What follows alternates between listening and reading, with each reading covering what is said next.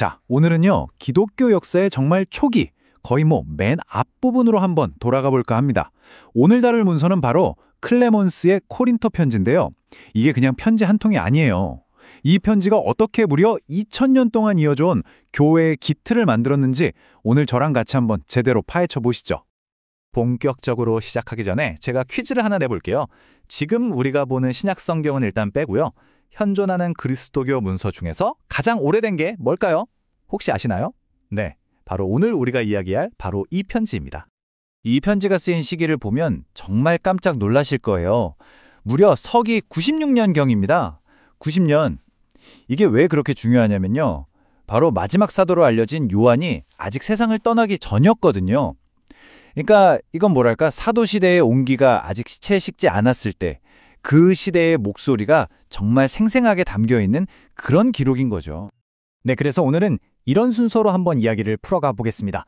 먼저 이게 왜 최초의 교부 문헌인지, 그리고 도대체 코린토 교회에선 무슨 일이 있었길래 이 편지를 썼는지, 또 로마의 클레멘트는 어떻게 중재에 나섰고 어떤 논리를 폈는지, 마지막으로 이 편지가 갖는 역사적 의미는 뭔지 이렇게 차근차근 따라가 볼게요. 자, 그럼 첫 번째 주제부터 바로 시작하죠. 최초의 교부 문헌. 도대체 왜 이 편지에 이런 엄청난 타이틀이 붙게 된 걸까요?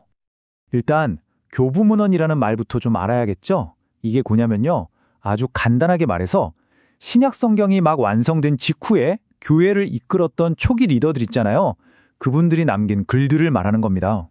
신학적인 글도 있고 목회에 대한 글도 있고, 그렇죠.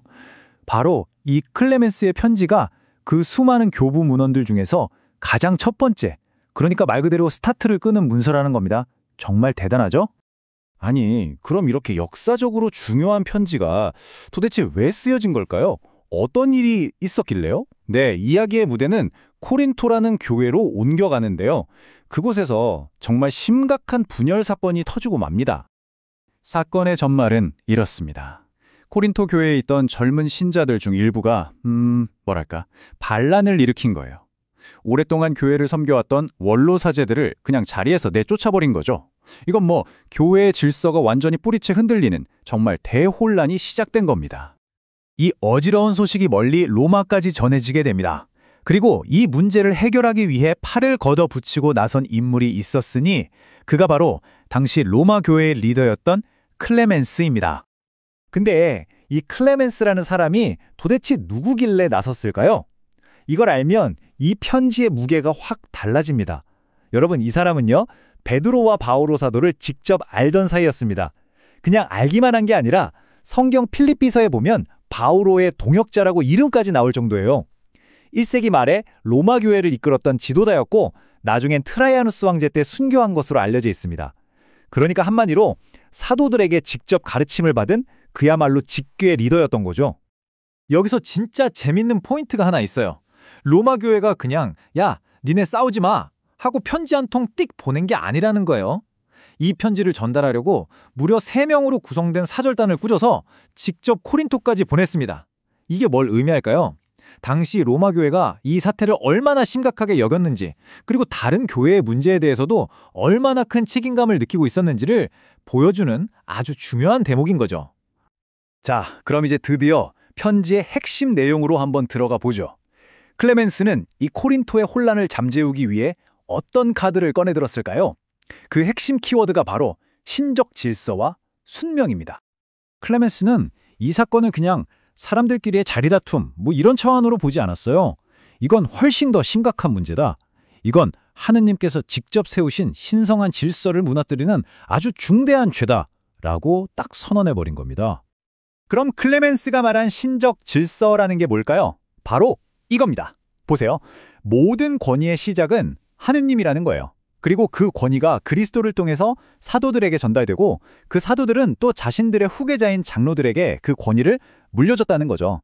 일종의 위임 재통도 같은 건데 핵심은 이거예요.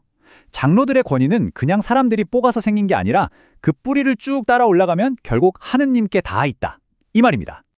그러니까 클레멘스의 논리는 아주 명확하고 단순합니다. 보세요.